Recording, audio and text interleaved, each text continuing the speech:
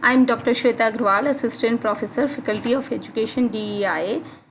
This is part A of Unit 2, DED 303, Food and Nutrition. What is food? Meaning of food? Food are those solid or liquid substances which after consumption are digested, absorbed and then used for different function of the body. कोई भी ऐसा substance, ऐसा solid substance और liquid substance किसी भी format में हो सकता है. आप लोग सॉलिड फूड लेते हो जैसे मेनली हमारी डाइट में सॉलिड फूड आती है चपाती. तो सॉलिड फूड लेते हो वो सॉलिड फूड, और लिक्विड फूड लिक्विड डाइट लेते हो. जितनी भी आपकी वेजिटेबल लिक्विड फॉर्म में होती है वो लिक्विड डाइट हुई. खिचड़ी लिक्विड डाइट. जितने भी जूसेस हैं, पल्प्स हैं, वो सब लिक्विड और सेमी लिक्विड. एक्चुअली जो हमारा फूड होता है वो सॉलिड, सेमी सॉलिड और लिक्विड फॉर्म तीनों सब्सटेंस में होता है. तो इन तीनों फॉर्म में जो भी फूड आइटम आप कंज्यूम करते हो और उसके बाद उसका डाइजेशन होता है, एब्जॉर्प्शन होता है, फिर बॉडी उस पर डिफरेंट फंक्शन में यूज़ करती है, वो सब्सटेंस क्या हैं? वो सारे सब्सटेंस फूड आइटम हैं.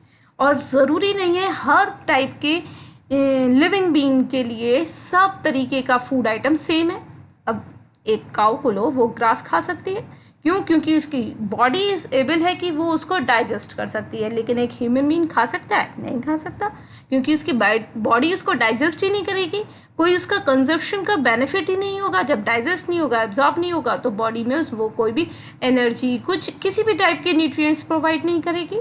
तो इसीलिए फूड्स आइटम वही आइटम माने जाते हैं, वो किसी भी फॉर्म में हो, सॉलिड, सेमी सॉलिड और लिक्विड, जिन्हें हम डाइजेस्ट कर सकते हैं, एब्जॉर्ब कर सकते हैं और बॉडी फर्दर फंक्शनिंग के लिए उनका यूज़ कर सकती है.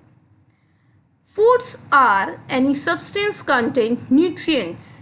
इनमें फूड आइटम में क्या होना ज़रूरी है? Nutrients such as carbohydrate, protein, fat, vitamins, mineral and water that can be ingested by a living organism and metabolized into energy and body tissue. क्या होगा आप इनका? ये वो कंटेंट, वो फूड आइटम्स फूड कहलाएंगे जिनमें न्यूट्रिएंट्स हैं. और जी न्यूट्रिएंट्स 6 टाइप्स के होते हैं, हम आगे भी पढ़ेंगे. तो इन सब्सटेंस का होना जो कि एक लिविंग बीइंग के लिए लाइफ की तरीके से होते हैं. यदि ये सब्सटेंस किसी भी फूड आइटम में नहीं होगी तो उसकी लाइफ सर्वाइव नहीं करेगी. इसीलिए तो कई बार हम लोग ऐसे आइटम्स, फूड आइटम्स कई ऐसे इंटेक कर लेते हैं जो प्रॉपर न्यूट्रिएंट्स हमें प्रोवाइड नहीं करते. Mainly junk food. क्यों? वो भी फूड आइटम से बने हैं, तो फिर उसको क्यों अवॉइड करने की कहा जाता है? इसीलिए अवॉइड करने की कहा जाता है कि उसमें जो न्यूट्रिएंट्स होते हैं, जिस स्टेज में होते हैं, उनका जो कुकिंग प्रोसीजर होता है वो उनके न्यूट्रिएंट्स को स्पॉइल कर देता है. वो हमारे लिए हमारे यूटिलाइजेशन के लायक नहीं छोड़ता है, जिसकी वजह से वो फूड आइटम्स जो कि एक जंक फूड के फॉर्मेट में आ जाते हैं वो हमें न्यूट्रिएंट्स प्रोवाइड नहीं कर पाते. तो वो लिविंग ऑर्गेनिज्म के लिए वेस्ट हो जाते हैं, बेकार हो जाते हैं. मतलब ऐसा होता है कि हाँ, हमने कुछ खा लिया, हम सेटिस्फाई हो गए, लेकिन वो न्यूट्रिएंट्स देंगे हमें? नो. और क्या करते हैं ये? फिर जो न्यूट्रिएंट्स होता है उनका वर्क क्या होता है हमारी बॉडी में? टिश्यूज़ डेवलप करना, बॉडी बिल्डिंग करना, एनर्जी प्रोवाइड करना. क्यों?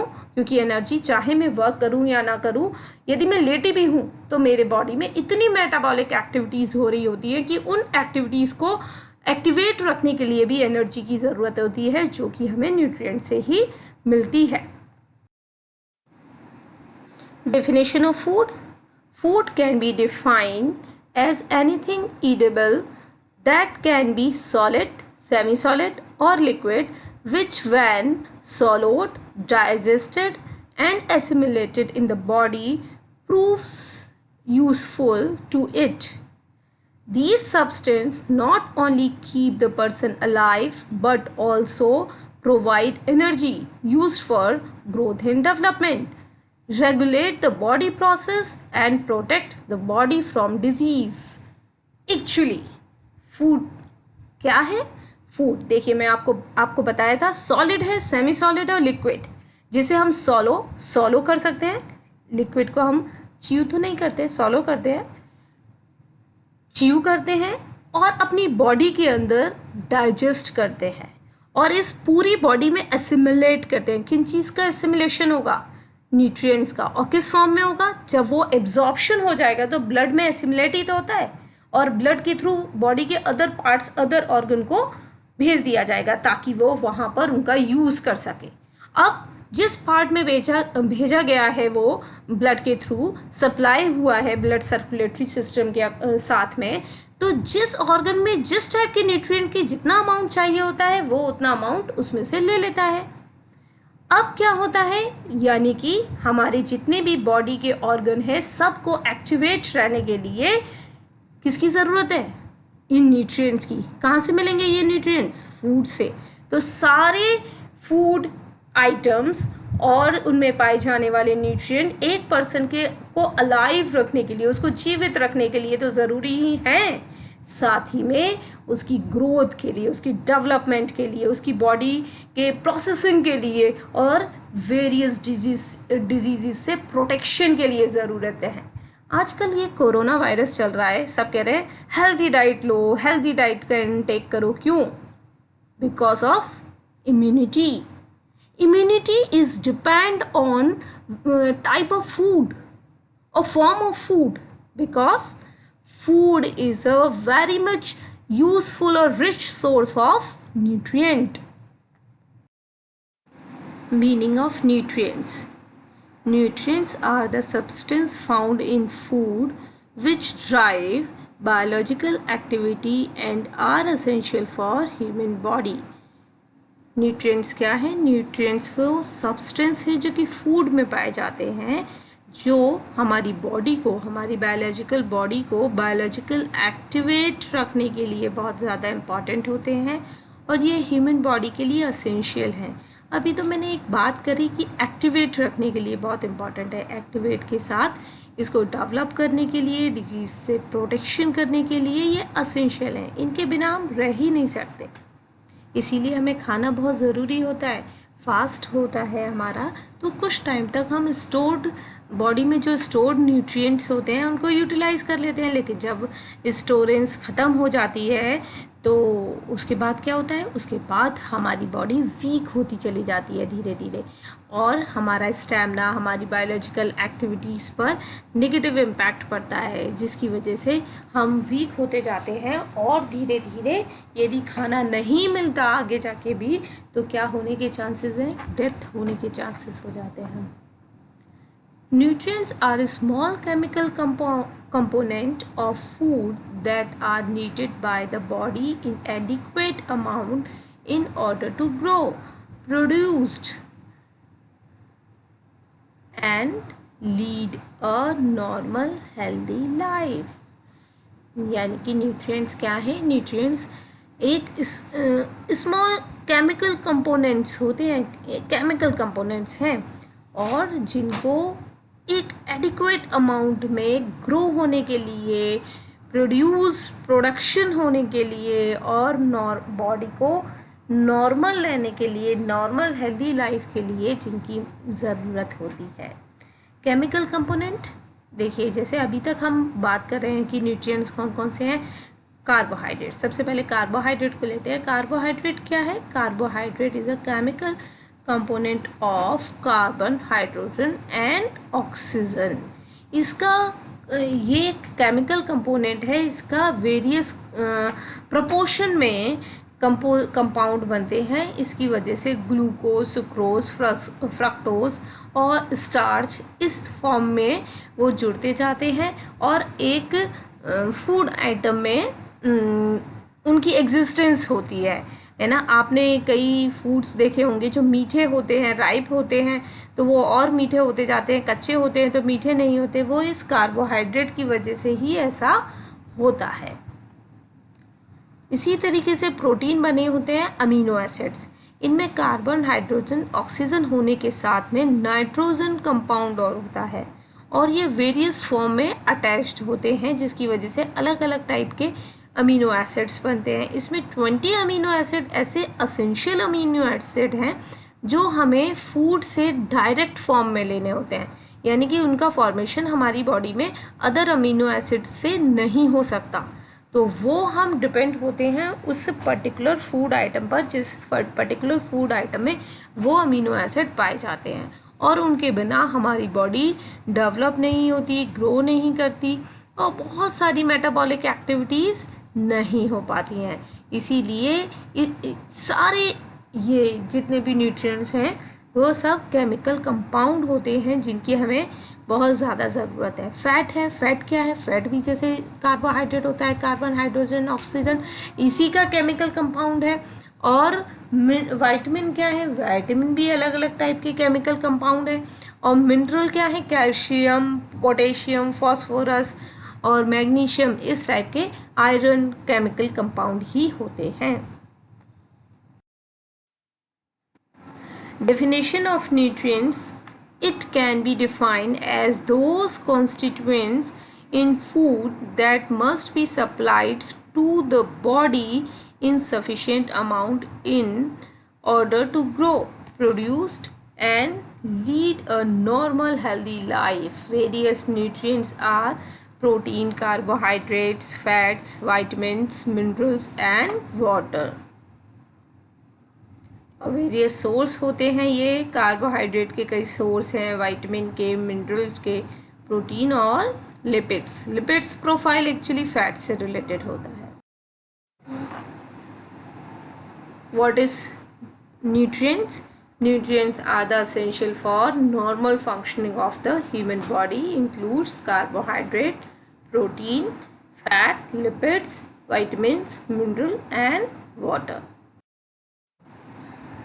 टाइप्स ऑफ न्यूट्रिएंट्स, यही कार्बोहाइड्रेट है, प्रोटीन्स हैं, कार्बोहाइड्रेट के सोर्स होते हैं जितने भी सीरियल्स होते हैं, यानी कि वीट, राइस, मेज़ और अदर टाइप के इस कैटेगरी में जितने भी अनाज जिन्हें हम कहते हैं वो सब कार्बोहाइड्रेट के सोर्स होते हैं। प्रोटीन के सबसे अच्छी सोर्स होती है pulses, milk product, milk and milk product, और मीट, नॉनवेज जितने हैं, क्योंकि वो क्या है, वो टिश्यू और सेल्स ही तो हैं, और सेल्स किससे बनते हैं? प्रोटीन से बनते हैं।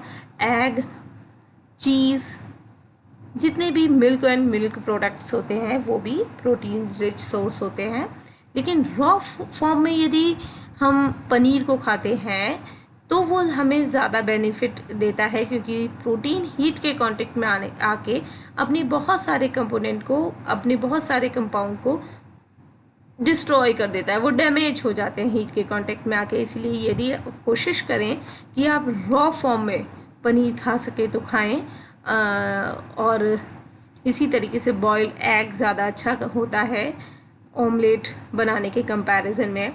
एक सिंपल चीज़ मैं बताऊंगी कि जो पनीर होता है, उस पनीर को यदि आप उसकी कोई सब्जी बना रहे हैं तो उसको डीप फ्राई या शैलो फ्राई करके उसमें ना डालें, आप उसको रॉ फॉर्म में कट करके डालें, उससे वो ज़्यादा बेनिफिशियरी होगा आपके लिए।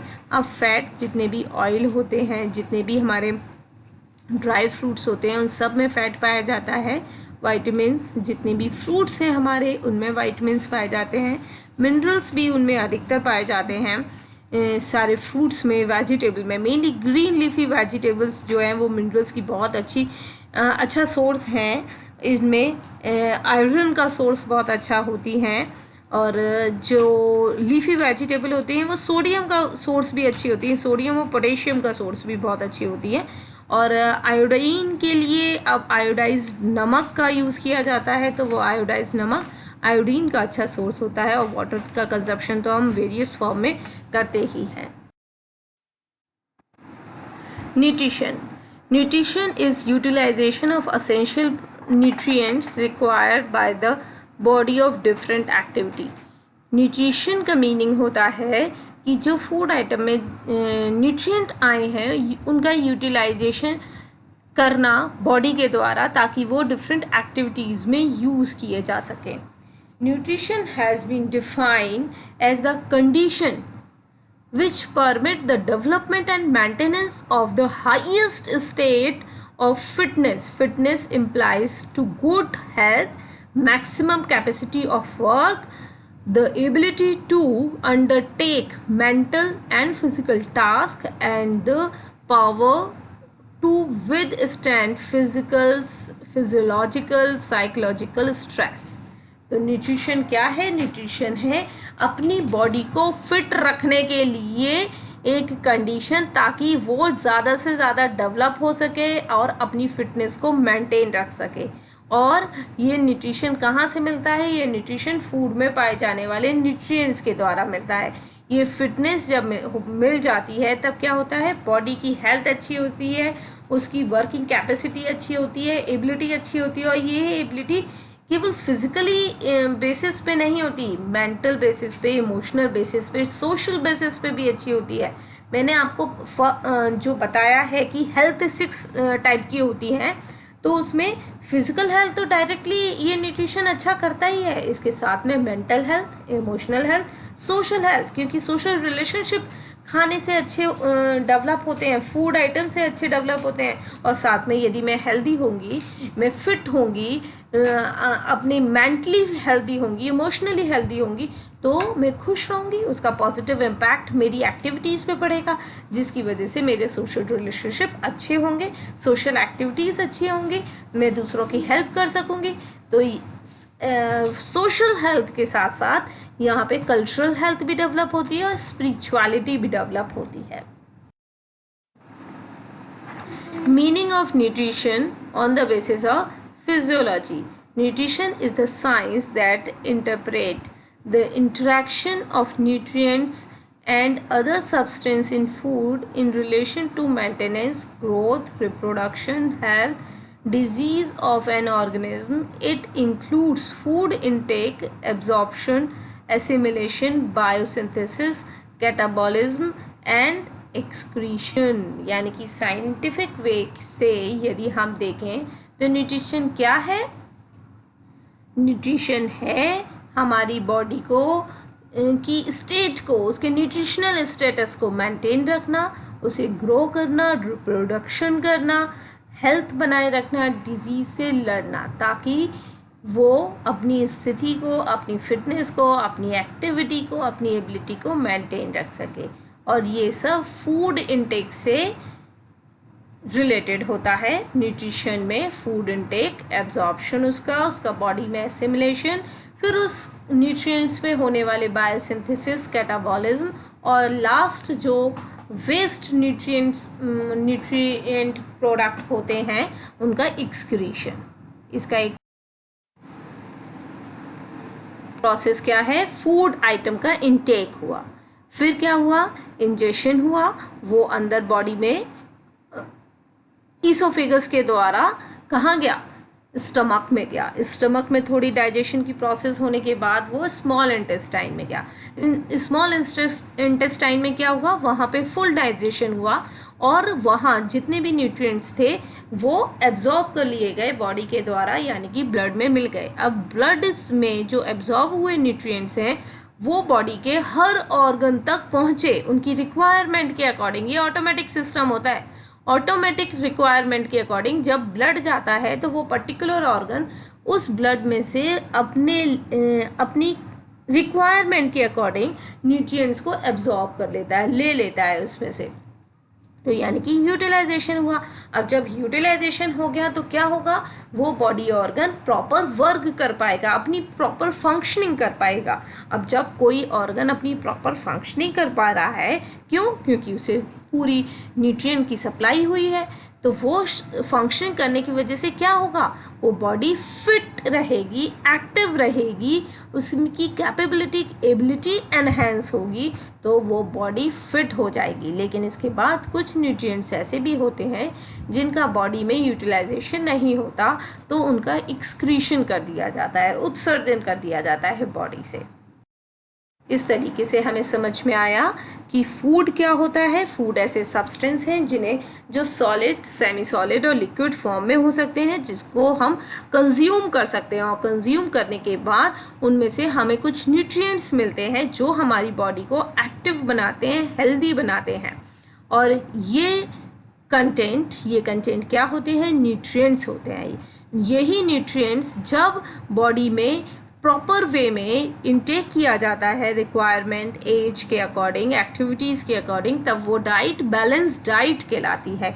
ये न्यूट्रिएंट्स जब बॉडी लेती है, एब्जॉर्ब करती है और एब्जॉर्प्शन के बाद उसका यूटिलाइजेशन करके बॉडी फिट हो जाती है। तो इस पूरे प्रोसीजर को, फूड का इंटेक के बाद उसका डाइजेशन के बाद absorption, then utilization and fit and healthy body, this process is called nutrition.